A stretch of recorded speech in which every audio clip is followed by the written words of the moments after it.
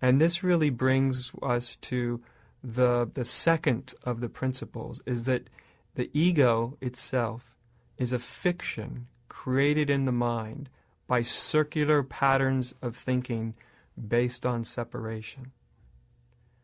So the ego is a fiction in the mind. What does that mean? That the ego is basically our sense of self and the thoughts and ideas and beliefs that circle around that sense of self that go into deriving a bigger, more conceptualized version of ourself. In other words, who we think and imagine ourselves to be.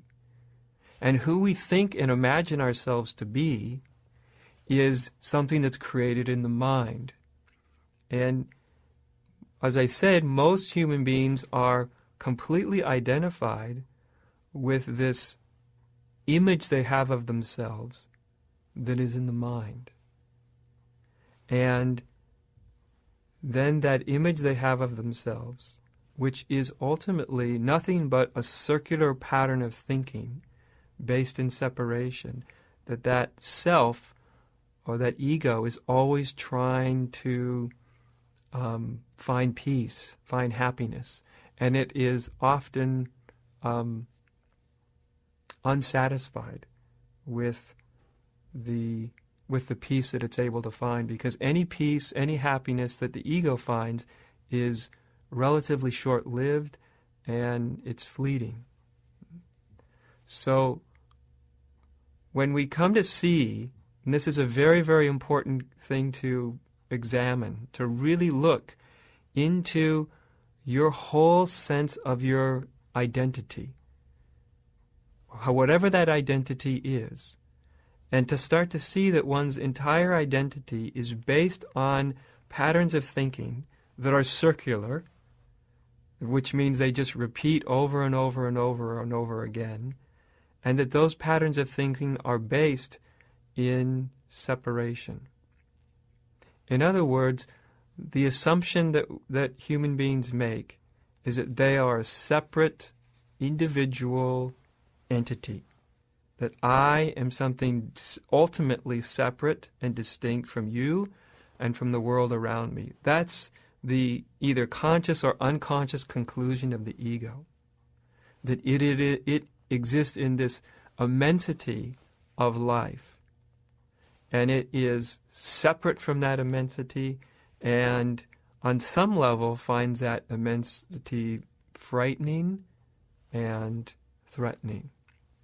And yet the ego is looking towards life and everyone in life to try to make it happy. So our egos are always trying to find happiness where they can't be found. One can't find true, lasting happiness outside of themselves. Whatever happiness you find outside of yourself can be taken away. And in time, it will be taken away, because the nature of everything that exists, everything you can observe, everything that is around you, is that it is impermanent. This is something the Buddha told us over 2,500 years ago, that all phenomena are impermanent. They come and they go.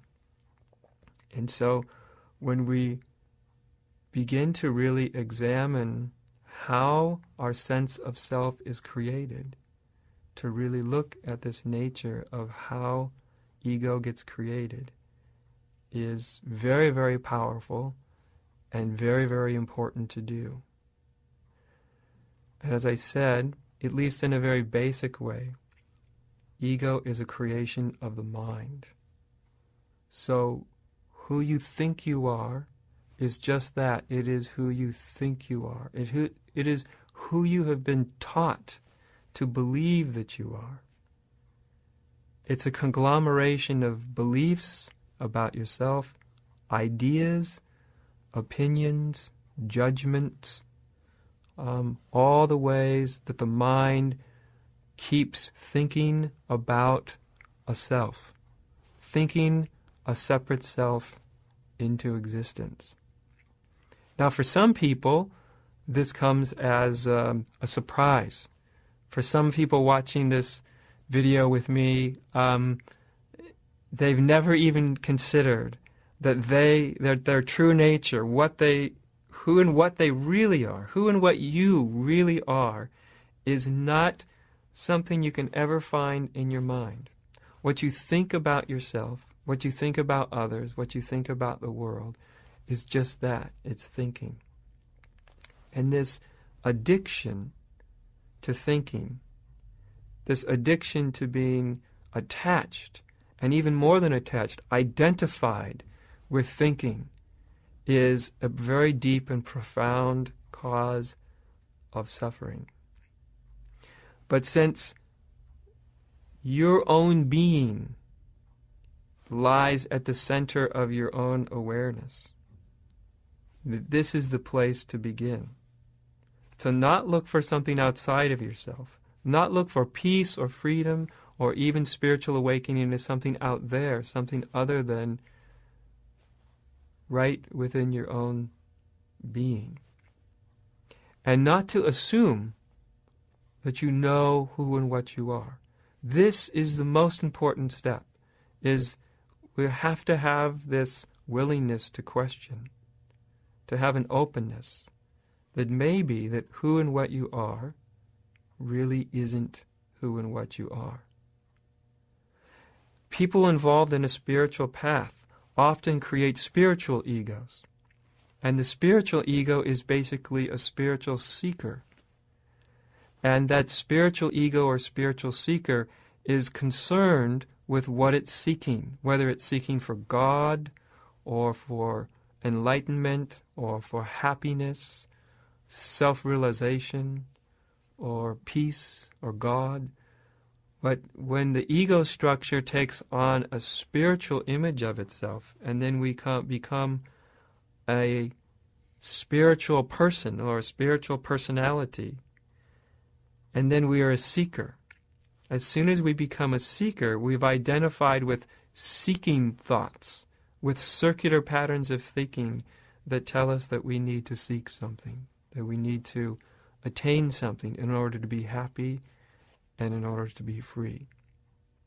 So the second real principle of this teaching is that the ego is a fiction created by the mind, created by circular patterns of thinking that are based in the belief, the assumption, that you are separate from existence, separate from God, separate from peace and happiness and love. That these are things that you need to attain. This belief in ego is the great cause of conflict and suffering.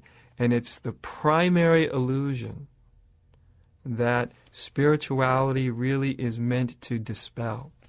Spirituality is a teaching which offers you the possibility of breaking free of this egoic state of consciousness and coming into a whole new realization of who and what you truly are. But all this starts with the willingness to question, to pause for just a moment, and to realize that maybe you aren't who you think you are, aren't who you imagine yourself to be. Whether you think of yourself as good or bad, worthy or unworthy, spiritual or unspiritual, a seeker or a non-seeker, no matter how you define yourself, that any sense of separation is a fiction.